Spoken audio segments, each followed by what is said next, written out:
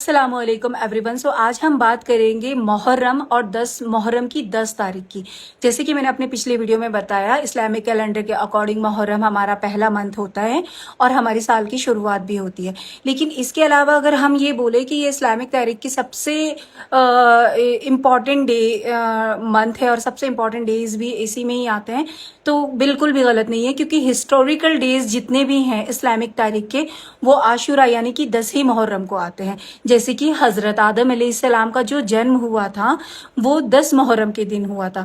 حضرت آدم علیہ السلام کو جو جنت میں داخل کیا گیا تھا وہ دن بھی 10 محرم کا تھا، اور حضرت آدم علیہ السلام کی جس دن توبہ قبول ہوئی وہ دن بھی 10 محرم تھا.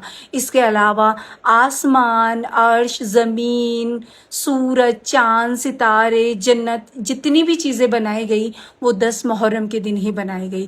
اس کے علاوہ ابراہیم علیہ السلام جو کہ نبیوں کے باپ کہلاتے ہیں، ابراہیم علیہ السلام کا جو برتھ ہوا تھا وہ بھی 10 محرم کے دن ہوا تھا.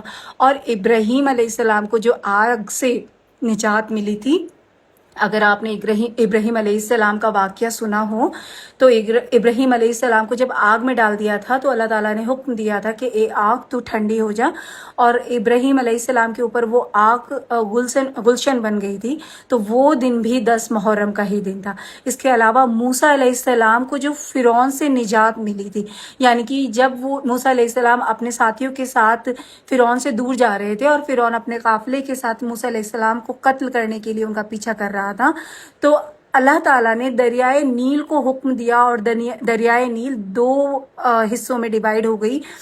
موسیٰ علیہ السلام اور ان کے ساتھی دریا کو پار کر گئے، اور جب فرعون اور اس کا قافلہ دریا کے اندر انٹر کیا تو دریا بند ہو گئی اور سارے فرعون اور اس کے ساتھی دریا میں ڈوب کے ہمیشہ کے لیے ختم ہو گئے. تو یہ واقعہ بھی 10 محرم کے دن ہی ہوا تھا.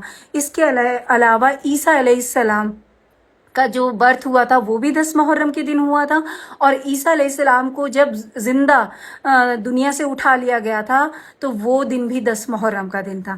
اس کے علاوہ نوح علیہ السلام کا واقعہ بہت زیادہ فیمس ہے.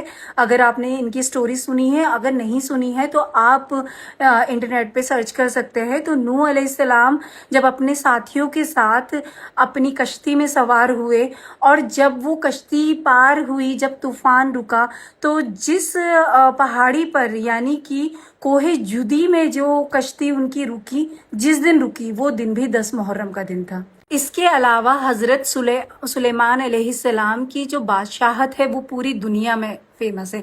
اللہ تعالیٰ نے سلیمان علیہ السلام کو ہر چیز سے نوازا، عزت، طاقت، دولت، ہر چیز سے نوازا. تو حضرت سلیمان علیہ السلام کو جو بادشاہت دی گئی تھی وہ دن بھی 10 محرم کا ہی دن تھا. اس کے علاوہ حضرت یونس نے کتنی مشکل وقت گزارا مچھلی کے پیٹ کے اندر، لیکن جب ان کی توبہ قبول کی گئی اور انہیں مچھلی کے پیٹ سے باہر نکالا گیا تو وہ دن بھی 10 محرم کا دن تھا. حضرت یعقوب علیہ السلام کی اللہ تعالیٰ نے جو آنکھوں کی روشنی لوٹائی تھی، ان کی بینائی لوٹائی تھی، وہ دن بھی 10 محرم کا دن تھا. اس کے علاوہ حضرت یوسف علیہ السلام کو جب ان کے بھائیوں نے گہرے کنویں میں ڈال دیا تھا تو ان کو اللہ تعالیٰ کی طرف سے جب مدد پہنچی اور وہ اس کنویں سے باہر نکلے تو وہ دن بھی 10 محرم کا دن تھا.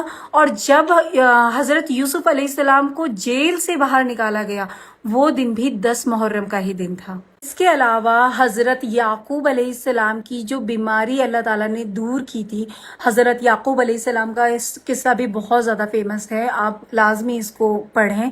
تو حضرت یعقوب علیہ السلام کی جب اللہ تعالیٰ نے بیماری دور کی تھی وہ دن بھی 10 محرم کا دن تھا. اور دنیا میں جو پہلی بار بارش ہوئی، بارش کتنی رحمتوں کی چیز ہے، اللہ تعالیٰ کی طرف سے جب بارش ہوتی ہے تو وہ رحمتیں برستی ہیں. تو جب پہلی بار دنیا میں بارش کی گئی وہ دن بھی 10 محرم کا دن. اس کے علاوہ ہمارے نبی صلی اللہ علیہ وسلم سے پہلے کی جو امتیں گزری ہیں تو ان کے اوپر جو روزہ مشہور تھا وہ بھی 10 محرم کا روزہ تھا. اس کے علاوہ 10 محرم کے دن جو بہت زیادہ مطلب الفاظوں میں ہم بیان ہی نہیں کر سکتے، جو کربلا کا واقعہ ہوا تھا وہ بھی 10 محرم کا ہی دن تھا. یعنی کہ ہمارے امام حسین کو جو شہید کیا گیا، ان کے ساتھیوں کو جو شہید کیا گیا، وہ دن بھی 10 محرم کا ہی دن تھا۔ تو اگر سمجھنے والا سمجھے تو دیکھیں کہ یہ منتھ کتنا زیادہ امپورٹنٹ منتھ ہے، اور یہ تاریخ ہے، یہ کتنی زیادہ امپورٹنٹ تاریخ ہے کہ جو رب حضرت یوسف کو گہرے کنویں سے باہر نکال سکتا ہے، جو رب یوسف کو مچھلی کے پیٹ سے باہر نکال سکتا ہے، جو رب حضرت ایوب کی بیماری کو دور کر سکتا ہے، جو رب موسیٰ علیہ السلام کے لیے دریائے نیل کو 2 حصوں میں ڈیوائڈ کر سکتا ہے، تو وہ رب کیا ہماری تکلیفوں کو، ہماری پریشانیوں کو، ہماری مرادوں کو پورا نہیں کر سکتا؟ تو ہمیں اس دن اللہ تعالیٰ سے زیادہ دعائیں مانگنی ہیں، ہمیں خوب عبادت کرنی ہے۔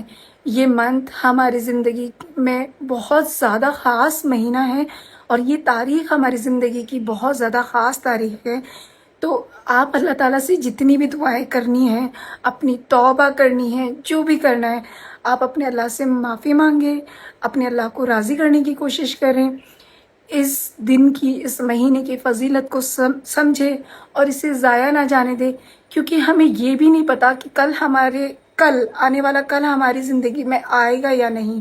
تو اللہ تعالیٰ نے اگر ہم سب کو یہ موقع دیا ہے تو اس موقع کا فائدہ اٹھائیں، اپنے لیے دعا کریں، سب کے لیے دعا کریں، اور مجھے بھی اپنے دعاؤں میں یاد رکھیے گا۔ اللہ حافظ۔